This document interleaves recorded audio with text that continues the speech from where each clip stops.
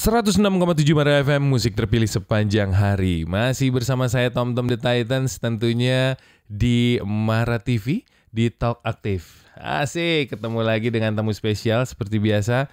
Dan pastinya kalau di Talk Aktif itu spesialnya pakai telur. Walaupun telurnya nggak ada. Tapi ini materi yang agak berat buat saya. Pertama kali saya bahasan di Talk Aktif yang cukup wah. Dan tamunya juga wah.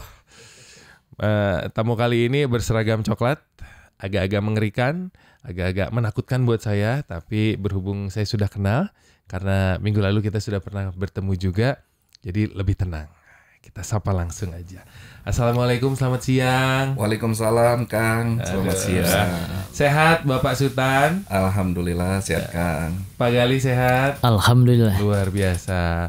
Kali ini seperti yang waktu pernah ngobrol juga, teman Mara mungkin sore hari ini yang lagi dengerin di 106,7 dan tentunya di Mara TV, Bapak Kepala Seksi Penerangan Hukum Kejati Jawa Barat bersama saya kembali, Bapak Sultan SP Harahap SHMH. Luar biasa. Sudah makan siang? Alhamdulillah. Sudah ngopi? Sudah. Mau ngopi lagi nggak? Cukup, Kang. Cukup. Tapi sehari ngopi 2-3 kali? Sekali. Nggak boleh 2 kali 3 kali nggak boleh?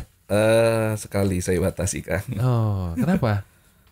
Nggak boleh berlebihan. Nggak boleh berlebihan. Gula pakai? Gula sedikit. Kang. Sedikit. Iya, Oke, siap. Kang Sultan atau Bapak Sultan, saya enaknya Kang aja, Kang ya. aja ya, Walaupun Kang. Harahap, tapi karena Iya. di Bandung, Iya. seperti yang Kang Sultan bilang, Cocok. enaknya pakai Kang. Iya. Baik, Kang Sultan. Ya. Ini 2024 sebentar lagi. Ya. Di mana tahun 2024 ini dianggap tahun panas. Ya. Tahun yang bergelora, Ya. bergejolak karena ada pemilihan presiden. Ya. Dan ini agak-agak mengerikan lah ya, karena dalam pencoblosan atau pemilu ini yang saya takutkan itu sama seperti yang dulu-dulu, yang kemarin-kemarin, yang terakhir lah. Jadi di 2024 ini, Kang, bukan hanya presiden. Bukan hanya presiden, Ya, betul. legislatif juga. Legislatif. Kepala daerah. Ya, itu dia yang mau saya tambahkan. Agak lebih mengerikan dibanding yang kemarin nih. Nah, jadi dibilang ini adalah pemilu serentak. Untuk yang tadi, legislatif semua ya. Kira-kira nih, dari Kejati Jawa Barat, apa aja sih yang harus disiapkan menyambut pemilu nanti?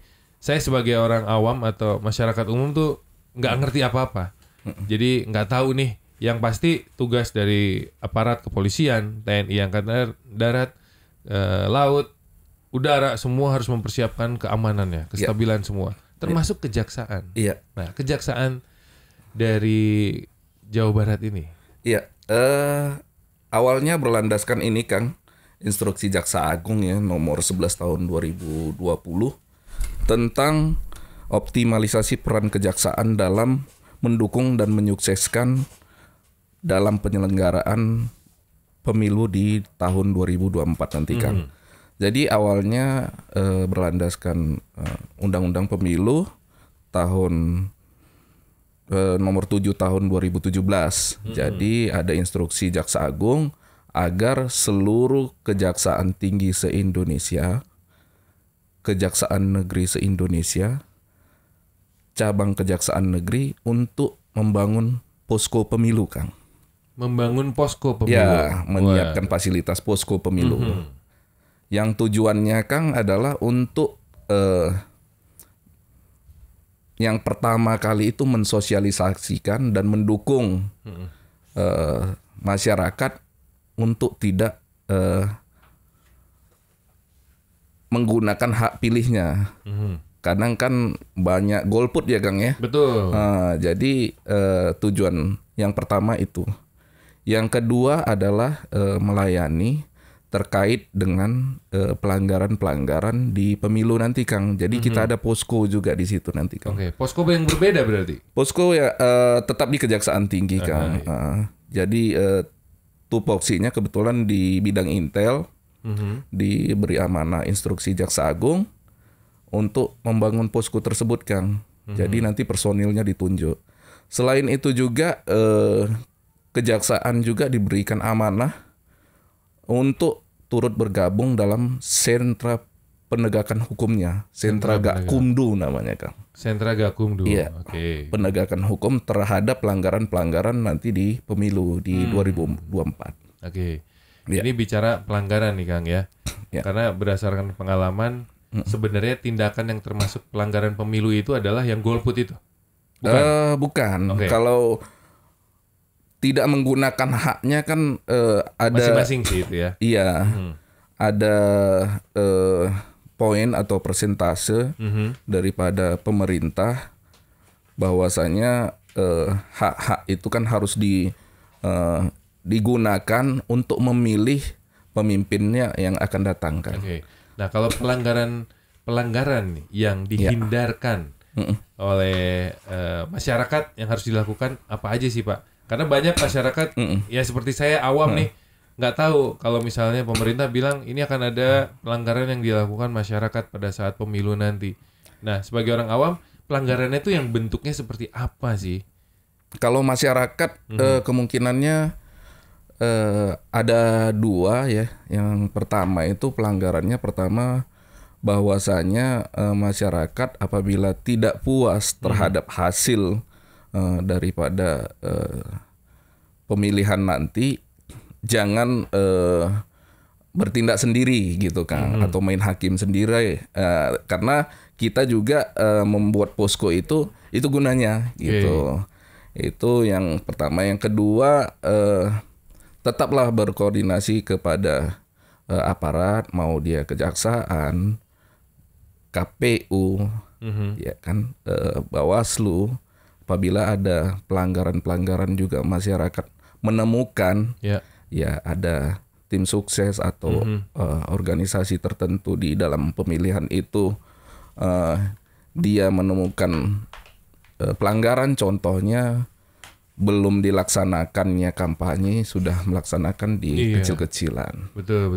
Jadi gitu. Padahal tanggal dan waktu kampanye itu sudah ditentukan. Sudah ditentukan. Biasanya sesuai dengan berapa bulan sebelum pencoblosan sih Pak? Mungkin kalau undang-undang menyatakan di situ Kang, untuk pencoblosan kan jauh itu ya. 14 Februari kalau nggak salah. Jauh Kang. Jadi kita nanti meminimalisir dulu berapa lama untuk kegiatannya. Jadi ada masa tenang dia Kang, sebelum pencoblosan itu. Sebelum pencoblosan itu ada dilarang untuk berkampanye. Iya, jadi setelah itu atribut atau apa segala sesuatunya itu wajib turun. Wajib turun. Ya. Jadi memang diberikan keleluasaan waktu untuk berkampanye. Asal di waktu yang memang sudah ditentukan. Nggak boleh tuh. Itu bagian dari pelanggaran yang dilakukan masyarakat juga. Ya kan ya, itu yang bahaya. Oleh partai juga. Iya. Benar nggak sih? Iya.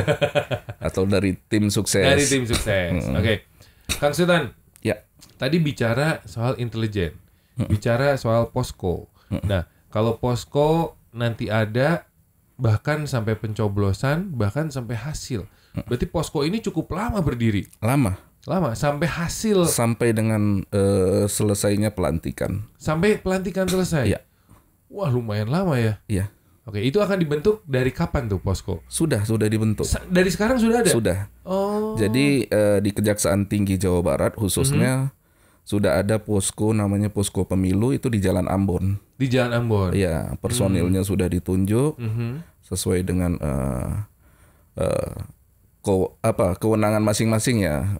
Bidang intelijen di posko, sentra Gakumdunya nanti itu nuansanya di Bawaslu. Jadi di situ ada penegakan hukum yang ditunjuk itu dari bidang kepolisian, dari institusi kepolisian, kejaksaan, dan dari Bawaslu. Nah, jadi ada beberapa instansi bergabung di situ, Kang. Dari berbagai instansi. Iya.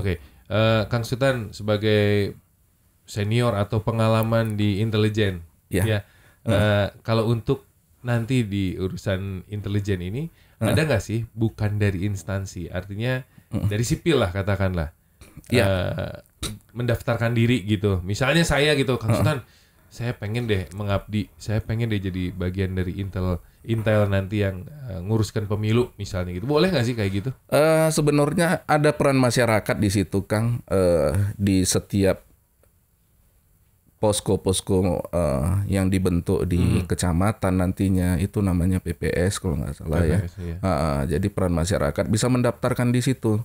Di situ dia sebagai pengawas atau melihat berlangsungnya daripada pencoblosan.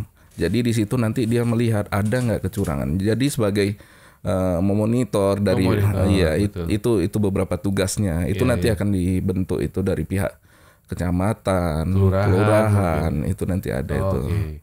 Nah, berdasarkan instruksi Jaksa Agung yang tadi sempat disampaikan, khususnya Jaksa Agung Muda Bidang Intelijen nomor R 2645 bla bla bla tanggal 21 Oktober terkait tindak lanjut rencana aksi nasional. Ini Badan Intelijen Pencegahan Korupsi berupa pengamanan pelaksanaan tahapan pemilu 2024, Kejaksaan Tinggi Jawa Barat melakukan sosialisasi, regulasi dan konsolidasi KPU provinsi dan Bawaslu, kabupaten, kota di Jawa Barat. Nah, ini kembali untuk berkomitmen bahwa kita semua produktif, inovatif, optimal dan tidak surut di tengah berbagai kendala, hambatan atau dalam kondisi sesulit apapun. Nah, sekarang sudah ada posko. Sosialisasi apa saja sih yang sedang dilakukan oleh Kejati Jabar ini terkait pemilu di tahun 2024? Nah, sosialisasinya bentuknya seperti apa aja? Jadi sosialisasinya berbentuk penerangan hukum ya Kang ya. Beberapa bidang intelijen itu ada terkait dengan kewenangannya, itu salah satunya untuk penerangan hukum ke masyarakat, khususnya kalau kita berbicara di sini adalah Kejati Jawa Barat ya dan sekitarnya.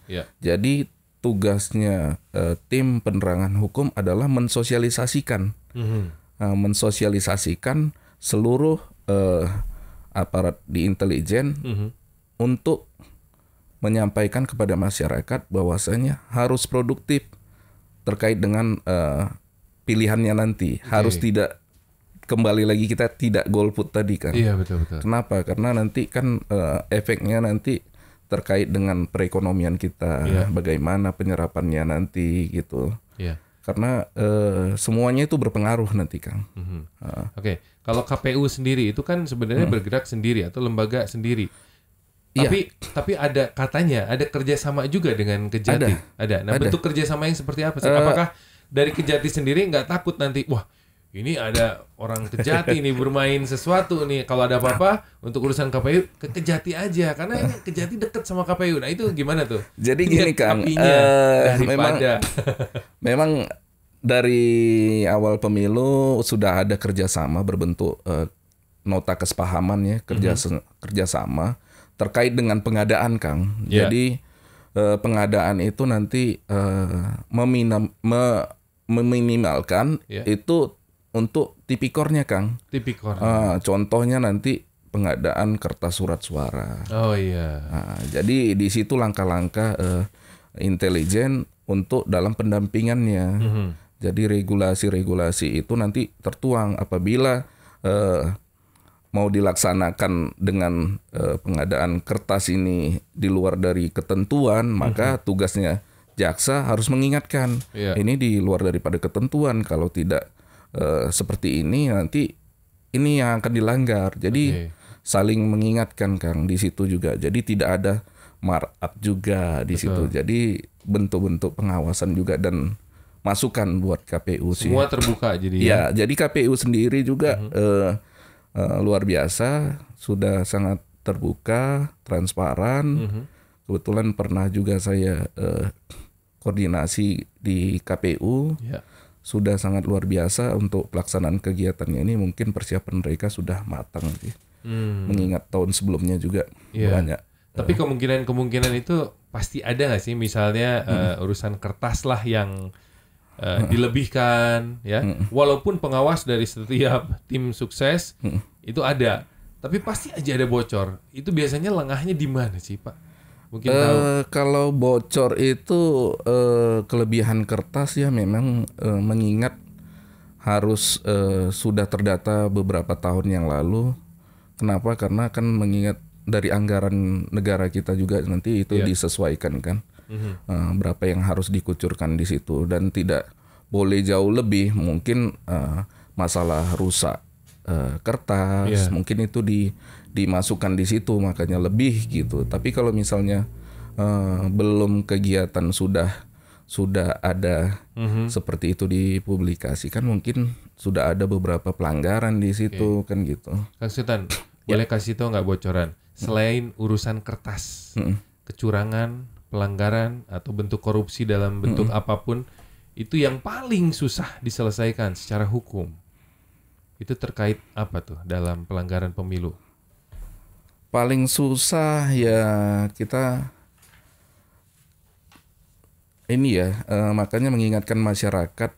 Kenapa? Karena saya juga pernah dulu waktu saya kasih intel, paling susah itu penyamaan persepsi dari pilihan-pilihan masyarakat, karena masyarakat ini kan pola pikirnya berbeda-beda, pandangannya juga berbeda-beda. Jadi pada saat pemilihan itu adanya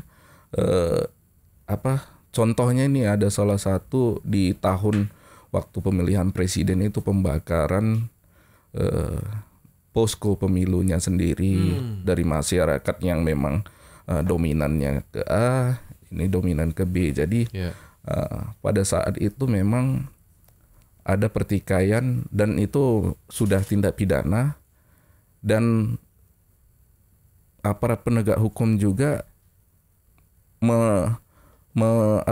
menyampaikannya ke sana, tidak ada kesepahaman antara mereka berdua. Jadi itu memang bentuk-bentuk daripada kesulitan petugas sendiri sih. Saya termasuk pada saat itu mengalaminya di daerah terpencil yang memang mobil tidak bisa sama sekali masuk ke sana, dan itu di pegunungan gitu. Jadi pedalaman pegunungan gitu. Jadi sulit itu ya. Sulit dan masyarakatnya juga sementara suara di sana banyak karena masyarakatnya juga banyak. Nah, itu yang harus diwaspadai. Justru area-area tertentu yang bisa dimanfaatkan oleh segelintir orang ini yang sangat berbahaya. Tapi sebenarnya untuk melakukan pelanggaran itu nanti si pelaku ada tindak pidananya nggak? Ada. Bentuk tindak pidana yang seperti apa tuh? Tergantung kecurangannya. Apa yang diperbuatnya. Dan itu bisa langsung ditangkap, dipidanakan. Kebetulan nanti kan kita larinya ke Bawaslu ya. Ke Bawaslu. Kita infokan dari pihak kepolisian, kejaksaan, TNI, Polri mungkin turun ke lapangan memantau, menginfokan ke Bawaslu ini tindakan apa. Nanti kan kesepakatan daripada tim Bawaslu itu ini mau dibawa ranah ke mana. Terkait dengan money politik juga sih. Nah, teman Mara, kalau misalnya kamu juga pengen tanya-tanya langsung, boleh langsung aja WhatsApp di 0811 244 1067 atau kamu boleh komentar nanti di YouTube di bawah, silakan. Siapa tahu nanti langsung dijawab sama Kang Sultan. Nanti balik lagi. 106,7 Mara FM, musik terpilih sepanjang hari. Masih di Mara TV bareng sama saya Tom The Titans, dan tentunya tetap on air di 106,7. Aduh, ini tetap saya deg-degan kalau ngelihat dua jagoan berbaju coklat seperti aparat yang akan menangkap saya, tapi di sini tidak, justru melindungi. Selamat sore Kang Sultan. Selamat sore Kang Gali. Selamat sore Kang. Kang Sultan ini adalah Kasih Penhum Kejati Provinsi Jawa Barat, Kepala Seksi Penegakan Hukum Kejaksaan Tinggi Provinsi Jawa Barat. Capek nggak sih kerja sebagai kepala seksi di penerangan hukum? Sudah bagian dari tugas Kang. Kerja di mana-mana capek. Kerja sama aja. Tekanan ada nggak sih? Kalau misalnya saya kerja sebagai penyiar, tekanannya adalah tepat waktu, materi harus bagus. Kalau nggak ada tamu, harus bisa ngomong, tapi pendengar nggak boleh lari. Perintahnya seperti itu. Nah, kalau dari kepala seksi penerangan hukum, apa sih tekanan dari atasan? Atasan itu kan berarti kejati ya? Iya, kalau tekanan sih tidak ada. Tapi kita kan namanya penerangan hukum.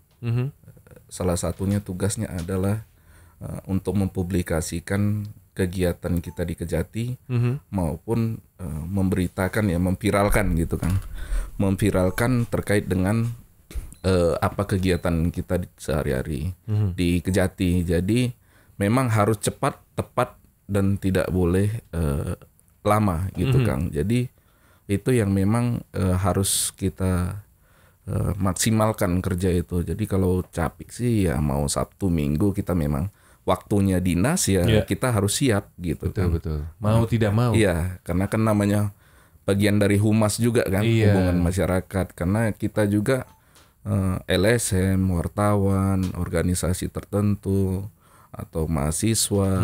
Jadi semua kita mereka semua media apalagi butuh informasi cepat karena kuncinya ada di bagian penerangan hukum. Di humasnya itu. Mau tidak mau harus menyampaikan semua informasi yang paling update ya. Iya, paling update karena nggak boleh lama Kang. Nggak boleh lama. Karena daripada media taunya dengar dari orang lain. Iya. Malah miring ceritanya. Iya, benar. Betul, itu yang harus hati-hati. Iya. Nah, tadi Kang Sultan ini bahasan tentang pemilu 2024 walaupun ini masih 2 tahun lagi tapi persiapan luar biasa. Dari Kejaksaan Tinggi Jawa Barat sudah dari sekarang ini ambil ancang-ancangnya benar-benar paling bener ini karena kalau enggak diburu-buru malah susah. Ini sekarang pelan-pelan bertahap intelnya semua ngelihat masyarakat seperti apa, maunya seperti apa.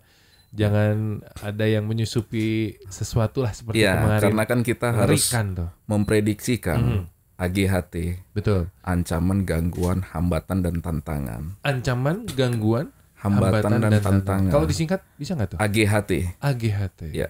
Oke. Jadi ancaman itu apa? Kalau misalnya dari sekarang sudah bisa dipetakan. Petakan. Ya. Jadi tugasnya Intel juga seperti itu. Wah, ini bagian dari Intel nih. Ya. Kalau mau cari cewek juga AGHT nggak? Ancamannya bagaimana kalau sama mertua gitu kan? Ada gangguan nggak dari temen-temennya nih? Siapa tahu ada cowok yang lagi deketin. Ancaman, gangguan, tantangan. Ya, hambatan dan tantangan. Ada hambatannya nggak? Hambatannya biasa dompet. Nah, kita duitnya cuma pas-pasan. Aduh, ngeri. Kang Sultan, tadi sempat dibahas soal sentra Gakumdu di awal. Ya, mungkin teman Mara atau yang lagi nonton juga apa sih itu sentra Gakumdu? Boleh diulang lagi nggak? Sentra Gakumdu itu adalah bagian penegakan hukum. Itu sentra Gakumdu di bawah Bawaslu ya. Di bawah Bawaslu. Bawaslu di tim Bawaslu, sentra Gakumdu itu adalah bagian penegakan hukum di pemilu ya. Jadi itu beberapa instansi di dalam wadah itu untuk penegakannya. Jadi sudah sesuai dengan Undang-Undang 7 di 2017 itu setiap pelanggaran terkait dengan pemilu itu nanti larinya ke sentra Gakumdu. Ya, baik dia money politik. Berarti kalau ada pelanggaran. Nah, pelanggaran itu bentuknya kan tadi banyak ya, macam-macam. Dan bisa ditemukan dimanapun itu. Nah, kemungkinan ada konflik di antara pendukung masing-masing calon yang akhirnya tidak puas dengan hasil rekapitulasi atau perhitungan suara di KPUD. Ini khususnya di kota dan kabupaten. Apakah ada peradilan atau sidang khusus untuk para pelanggar ini? Ada. Jadi kalau memang sudah ada pelanggaran Kang, biasanya itu kan di Undang-Undang 7 2017 itu udah peradilan cepat ya kan Kang. Jadi menentukan sikap apakah ini tindak pidana atau enggak di sentra Gakumdu. Setelah itu nanti dilimpahkan. Dia batasan waktunya tuh tidak boleh terlalu lama.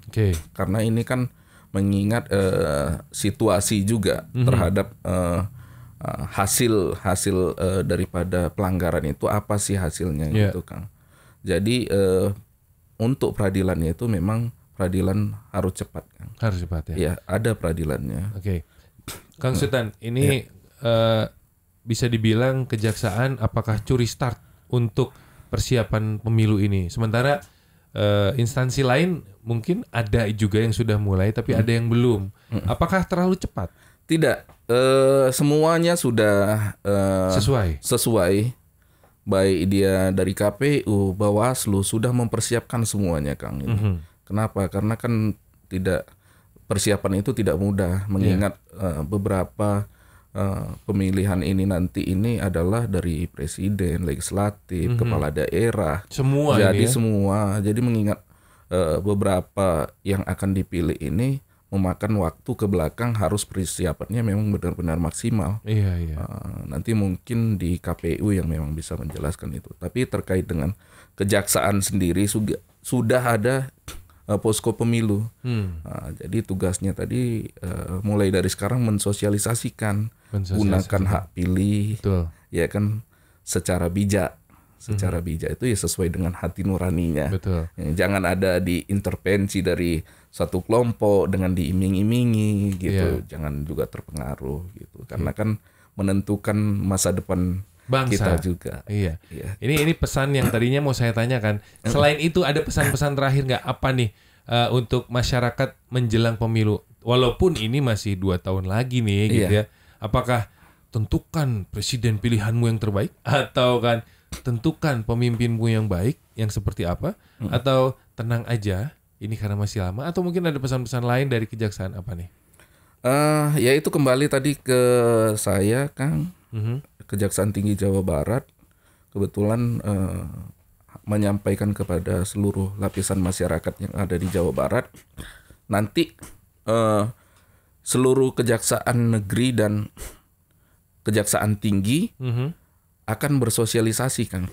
Jadi itu mulai sekarang poskonya juga sudah tersebar kan Kang? Sudah tersebar. Jadi gunakan hak pilih masyarakat saudara-saudara secara bijak dan jangan golput.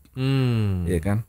Sedangkan kembali ke kejaksaan sendiri, jaksa dituntut untuk menjaga netralitas Kang. Netralitas. Dan, dengan tidak mendukung atau perbuatan tercela. Contohnya jaksa atau pegawai ini menggiring ke salah satu pendukung atau apa gitu, itu tidak boleh Kang. Itu juga jadi suatu pelanggaran juga di kami itu apabila itu juga ada sanksi berat di kejaksaan khususnya Kang. Kalau TNI Polri kan nggak boleh nyoblos tuh. Kalau kejaksaan boleh? Boleh. Udah ada pilihan ya Kang Sultan? Belum ada. Tetap harus netral di posisi ini. Kalau ngomongin pemilu siapa yang dipilih nggak boleh on air, nggak boleh ngomong, apalagi pakai seragam. Kita harus ada di tengah-tengah, bukan begitu? Oke, ini teman Mara tadi ada yang udah WhatsApp menarik katanya ini ngobrolin soal pemilu walaupun masih lama, tapi ternyata ada teman Mara yang tadi yang kemarin sempat dengerin juga. Perihal restoratif justice dan mungkin teman Mara yang sedang nonton di YouTube juga ini penasaran restoratif justice yang kemarin dibahas tuh seperti apa sih? Karena ini mulai ramai juga di TikTok ternyata restoratif justice ini muncul juga beritanya katanya. Karena banyak sekali kasus yang sudah mulai di-RJ-kan. Jadi seperti apa sih kasus yang di-RJ-kan? Terus restoratif justice itu apa? Nah, mungkin Kang Sultan bisa jelaskan apa sih RJ atau restoratif justice ini? Jadi gini Kang, restoratif justice ini adalah suatu penegakan hukum melalui keadilan restoratif dengan penyelesaian perkara tindak pidana itu dilakukan secara musyawarah. Secara musyawarah? Ya. Jadi restoratif justice ini yang bertujuan adalah untuk memulihkan keadaan semula. Contohnya si A melakukan tindak pidana pencurian, Kang. Tindak pidana pencurian mengambil handphone seseorang. Jadi ada kesepakatan antara dua pihak, antara pelaku dan korban. Ya. Jadi adanya perdamaian, Kang. Ya, itu yang pertama. Yang kedua itu syaratnya untuk RJ ini adalah ancaman hukuman di bawah 5 tahun. Ancaman hukuman di bawah 5 tahun. Misalnya melakukan satu kejahatan terus muncul ancaman masuk ke apa sih namanya undang-undang atau KUHP? Iya, undang-undang KUHP-nya ancaman hukumannya di bawah 5 tahun. Contohnya kalau pembunuhan kan di atas jadi sulit itu, tidak bisa diajarkan. Jadi ada ketentuan dan SOP yang diatur di dalam RJ tersebut. Jadi Jaksa Agung mengeluarkan Perja nomor 15 tahun 2020, Kang. Terus ada lagi? Cuma 2 atau ada 3? Apanya yang ininya ya? Yang bisa di-RJ-kan? Yang bisa di-RJ-kan. Tadi yang pertama itu adalah pelaku dan korban. Itu pada akhirnya bisa musyawarah dan mufakat. Ada kesepakatan. Perdamaian. Yang kedua itu di bawah daripada 5 tahun. Dia itu yang ketiga adalah tidak melakukan tindak pidana yang berulang. Yang sudah berkali-kali atau residivis gitu, Kang. Tidak. Jadi kalau misalnya pelaku ini adalah pelaku yang mungkin pernah saya baca dan pernah saya lihat di televisi, di sosial media, pelaku yang terpaksa melakukan satu kejahatan. Misal tadi mencuri handphone, atau mungkin mengambil motor, atau mungkin seperti begal lah ya. Tapi dia tidak melakukan penusukan dan sebagainya. Terus akhirnya si pelaku ini si korban tahu sama pelakunya.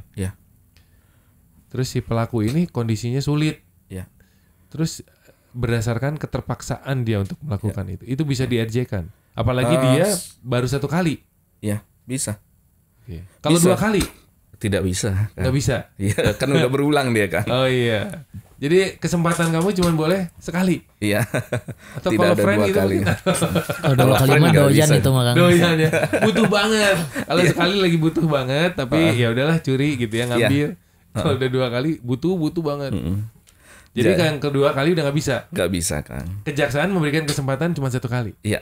Jadi dia tidak melakukan kejahatan itu di 2 kali Kang.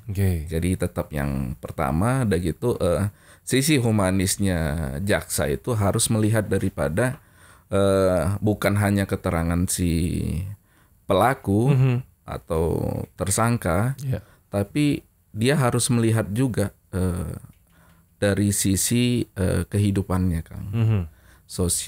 Kehidupan sosialnya si bagaimana. Bagaimana? Contohnya di masyarakat dia itu bagaimana sih?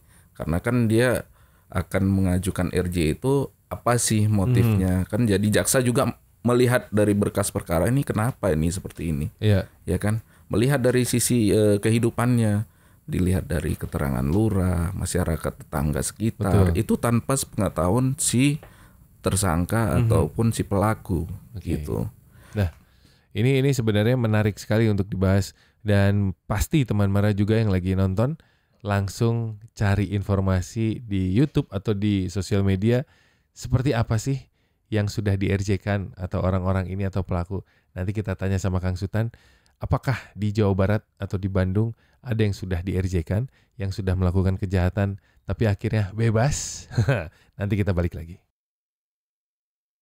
106,7 Mara FM, musik terpilih sepanjang hari. Masih di Mara TV bareng sama saya, Tom The Titans, dan tentunya dari Kejaksaan Tinggi Provinsi Jawa Barat, Bapak Sutan Harahap. Selamat sore, Pak Sutan. Kang. Sehat ya? Alhamdulillah. Balik sehat, lagi, masih semangat? Tetap semangat. Sambil diminum boleh? Iya, Kang. Ini balik lagi ke masalah restoratif justice yang lagi hits, lagi ramai. Dan sekarang digandrungi oleh para penjahat yang sudah merencanakan untuk melakukan kejahatannya. Kenapa? Karena menarik sekali di sini.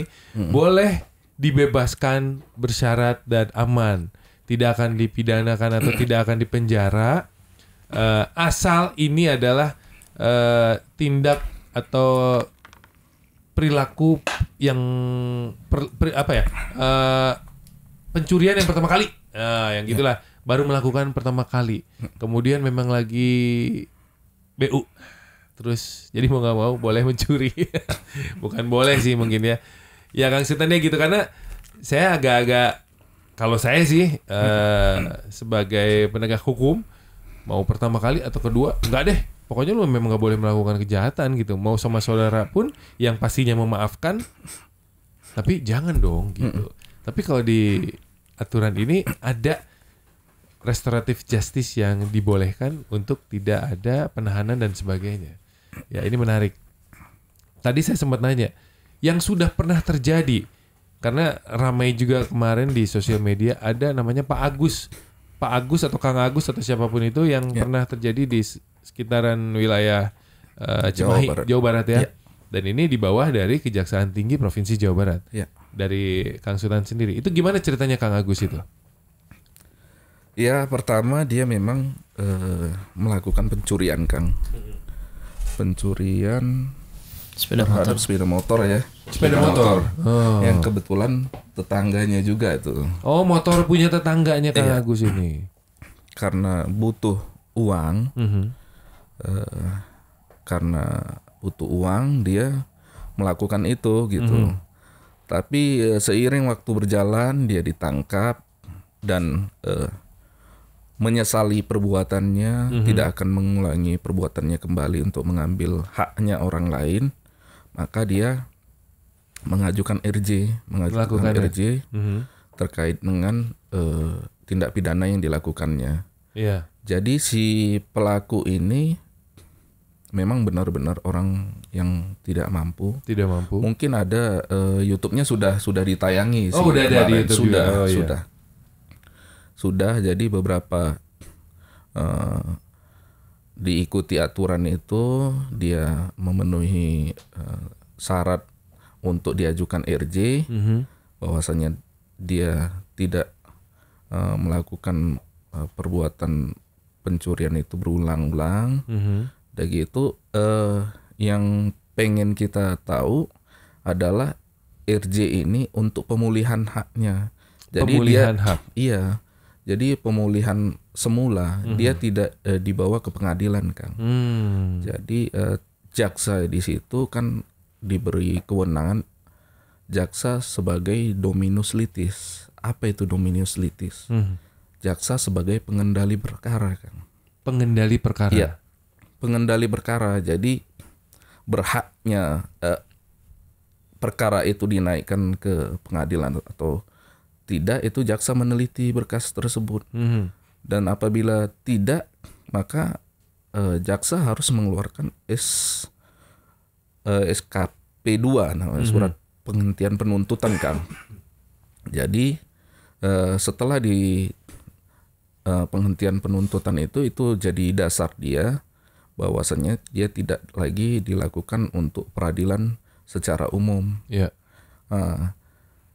Dan apabila dia sudah bebas pada saat di RJ-kan, dia tidak boleh melaksanakan atau melakukan perbuatannya, baik dia pidana lainnya. Maka jaksa juga bisa mempertimbangkan RJ tersebut apabila dia melakukan lagi gitu. Jadi bisa serta-merta mengevaluasi, Kang. Iya. Bukan dia langsung bebas itu. Enggak begitu. Dia sesuka hati kembali membuat perbuatannya lagi, tidak. Jadi itu jadi pertimbangan jaksa itu sebagai dominus litis, pertimbangan hati nurani jaksa. Gitu. Dan kalau bicara hati nurani, ini juga jadi sempat lihat di sosial media. Kalau Pak Agus ini ternyata memang sebelumnya sakit. Iya. Kemudian dia mencuri atau mengambil motor ini juga karena kepepet gitu ya. Iya. Karena kebetulan tidak mampu. Dan iya. dengar kabar nih, apa betul pada akhirnya Kejaksaan Tinggi Provinsi Jawa Barat ini membantu sepenuhnya untuk kehidupan Pak Agus ini atau bagaimana? Iya. Jadi memang benar, Kang, kita lihat dari kehidupan sehari-hari juga memang sangat miris kita lihatnya. Jadi kejaksaan di sini berkoordinasi dengan pemerintah setempat untuk melihat situasi dan kondisi si pelaku pencurian. Jadi si pelaku pencurian ini memang setelah diamati dan diteliti dari pihak pemerintah setempat, itu memang layak untuk mendapatkan bantuan. Jadi kejaksaan juga mendorong supaya masyarakat yang memang seperti ini wajib dibantu. Jadi jaksa juga harus melihat daripada masyarakat yang kurang mampu, karena salah satu pemicunya juga analisa di hukum paling banyak itu karena masalah ekonomi, Kak. Masalah ekonomi. Iya. Ya, semua yang melakukan kejahatan memang ekonominya sangat minim seperti Pak Agus ini ya. Karena mohon maaf, infonya kan rumah Pak Agus ini sangat reot lah, sudah tidak layak boleh ditinggal. Lihat YouTube-nya, Kang. Ada tuh ya YouTube-nya, boleh lihat nanti kasus di Cimahi. Restoratif Justice itu langsung muncul nanti, itu lihat aja, mungkin untuk menyentuh hati nurani kita sih sebenarnya. Bahwasanya pelaku tindak pidana itu juga namanya ada hak asasi manusia juga, karena kepepet untuk mengambil sesuatu. Contohnya seperti Pak Agus ini karena bukan ada niat jahatnya, karena keterpaksaan. Kan? Keterpaksaan. Iya. Kalau niat jahatnya kan beda kan. Iya. Kalau niat jahatnya sudah, ini akan mengambil sesuatu, ini nanti ku pergunakan dengan poya-poya, itu udah niat jahat yang memang kurang baik. Maka apabila sebaliknya, jaksa juga sudah tidak ada toleransi di situ, ya dilimpahkan saja ke pengadilan untuk diadili. Sebegitunya ya, kejaksaan itu sangat humanis, sangat mementingkan hak manusia. Tidak boleh serta-merta atau seenaknya melakukan satu tindakan kemudian dipidana dengan mudahnya. Harus dilihat dulu latar belakangnya. Nah, kalau bicara yang lagi rame nih, Kang Sutan, perkara artis Nikita Mirzani, itu ceritanya gimana sih kok Nikita Mirzani bisa ditangkap, kemudian masuk ke kantor kejaksaan, terus akan ditahan, terus dia teriak-teriak tuh di sosial media, saya nggak mau ditahan, saya nggak mau. Ini ceritanya gimana kok kejaksaan bisa nangkep orang, nangkep artis pula, artis besar pula, ditahan di situ, akhirnya jadi rame media dan ya videonya bocor tuh. Ya sebenarnya kalau di yang beredar itu kita lihat ya terkait dengan Nikita Mirzani, kebetulan memang berkas perkaranya sudah P21, maksudnya itu dinyatakan lengkap dari penyidik. Yang penyidik ini adalah pihak kepolisian, menyerahkan tugas dan tanggung jawab kepada kejaksaan, baik dia barang bukti maupun tersangka gitu ya. Jadi syarat formil dan materialnya sudah dinyatakan lengkap, maka penyidik harus menyerahkan tugas dan tanggung jawabnya kepada kejaksaan. Jadi ada kejaksaan juga di situ bahwasanya ada kewenangan jaksa di situ untuk menahan atau tidak. Itu jaksanya sendiri ya. Jaksanya sendiri ya, biasanya jaksanya sendiri. Karena mungkin ada kekhawatiran jaksa. Saya juga nggak tahu persisnya karena bukan di wilayah kita ini. Jadi nanti apabila sudah jaksa sudah menyimpulkan untuk dilimpahkan ke pengadilan, maka pihak pengadilan juga sih ada kewenangannya di situ. Karena pasal 21 adanya terdakwa juga bisa dalam pasal 31 ya, pasal 31 KUHP, si terdakwa mengajukan hak penangguhan penahanannya juga bisa. Jadi ada dua kemungkinan yang memang pada saat dilimpahkan itu hakim bisa menangguhkannya atau tetap menahan. Jadi masing-masing aparat penegak hukum ini diberikan kewenangan terhadap menahan itu, Kang. Dan ini sebenarnya bukan berlaku pada Nikita Mirzani saja, sama semuanya. Tidak hanya di provinsi di mana Nikita Mirzani itu, di mana sih? Di Jakarta. Di Jakarta. Di Serang. Oh, Serang. Banten. Banten. Di Bandung, Jawa Barat juga ya bisa saja kejaksaan perkara yang seperti ini ya. Dan bisa saja menahan. Dan punya hak untuk menahan juga kan ya? Di pasal 21 itu KUHP. Memang ada. Nah, kalau untuk kasus yang seperti ini nih, saya nggak tahu persis kasusnya seperti apa. Tapi kalau yang yang lagi rame itu bisa di RJ-kan nggak sih? Misalnya pelecehan terhadap seseorang, bukan pencurian tuh, pelecehan lah, itu bisa di RJ-kan nggak? Misalnya mencemarkan nama baik. Mencemarkan nama baik. Ya, itu bisa di restoratif justice kan? Tergantung ininya daripada jaksanya ya, melihat daripada sisi kasusnya seberapa besar atau seberapa pentingnya kah ini, apakah memang layak atau tidak di RJ-kan gitu ya. Karena memang susah juga ya. Cuman yang pasti sekali lagi teman Mara, kalau misalnya restoratif justice ini yang paling penting adalah si pelaku dan korbannya pada akhirnya ada kesepakatan untuk musyawarah mufakat alias damai. Kemudian pelaku pun kalau misalnya dikenakan undang-undang dan KUHP ini kurang dari 5 tahun ya. Kurang dari 5 tahun. Kalau lebih dari 5 tahun ya selesai, nggak bisa tuh di-RJ-kan. Kemudian si pelaku pun baru pertama kali melakukan kejahatan. Ya. Jadi untuk kamu yang belum pernah, silakan coba-coba. Jangan. Jangan tuh. Kata Jangan. jaksanya juga nggak boleh tetap. Selain dosa karena agama, merugikan juga tetap dan merepotkan keluarga. Iya. Dan nama baik kamu juga bakal rusak. Nggak Iya. boleh. Nggak boleh. Mungkin dari Kang Sultan ada pesan-pesan sebelum berakhir nih kepada semua teman Mara yang nonton, yang lagi dengerin restoratif justice ini seperti apa, persiapan pemilu juga apa. Kalau mau menambahkan silakan, Kang Sultan. Mungkin restoratif justice ya. Kami di sini dituntut untuk melihat segala perkara itu memandang dengan agar menuntut itu dengan hati nurani. Dengan hati nurani. Dengan hati nurani. Jadi jaksa itu jangan hanya membaca KUHP dan KUHP ya, tapi di situ juga ada nilai-nilai hati nurani itu yang untuk berkeadilan di masyarakat. Yang bertujuannya itu hati nurani itu adalah untuk bertujuan di masyarakat. Jadi untuk masyarakat yang khususnya pendengar, mungkin saya saran kenali hukuman, kenali hukum, jauhi hukuman. Kenali hukum, Ya. jauhi hukuman. Sebelum melakukan sesuatu, Berpikir dulu. berpikir dulu. Iya. Kenali hukuman. Iya. Kenali hukum. Kenali hukum, jauhi hukuman. Jauhi hukuman. Iya.